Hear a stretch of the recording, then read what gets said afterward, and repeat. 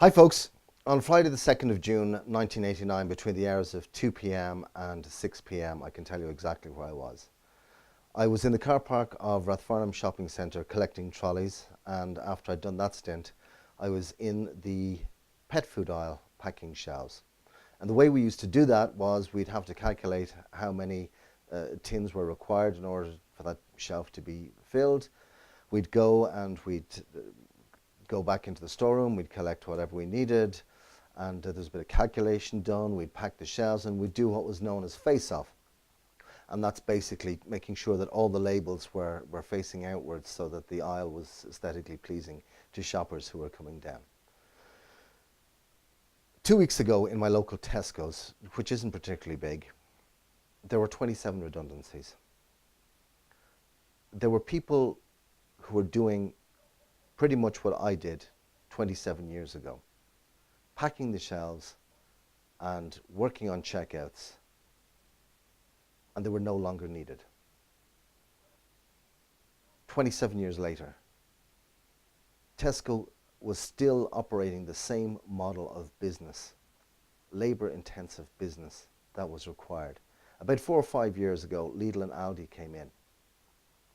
There was no designated zones for people. One person, 3 people could come and pack the shelves. They took the pallet out, they went into the storeroom, they took it out, they packed it. There was no need for face-off. You either bought the product or you didn't buy the product. Not because it was aesthetically pleasing, but because you wanted it. Labour costs went down, efficient models were being used, they were sourcing local produce in the country of origin, and they became more successful. And because of that, there are redundancies. People who depended on Tesco's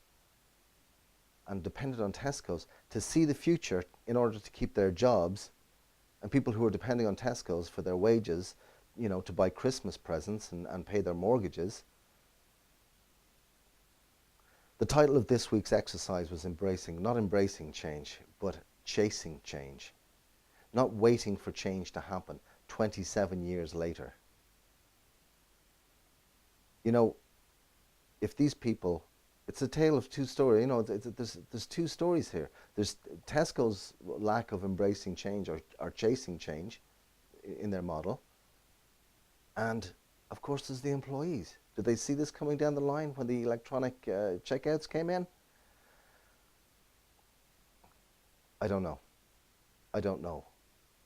But whether you are in a job, whether you own a business, or whether you are middle or high management, to think like an entrepreneur is essential in this day and age. It is the knowledge economy.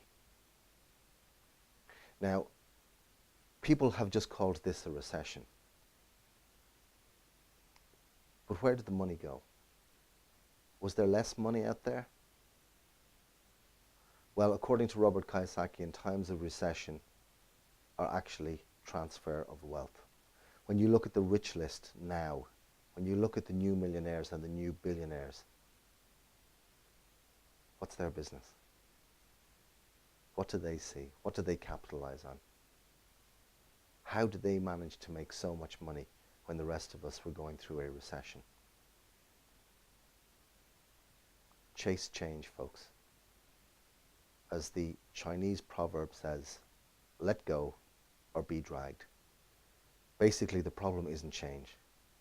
The problem is how we adapt and deal with change. Get rid of the, that's not how I thought it was going to be, or that's not how I think it should be. Because you know what? Change really doesn't give a damn what you think or what your opinion is. It's going to happen anyway. Surrender, chase change, make it a way of life, and survive. I'll see you on Monday.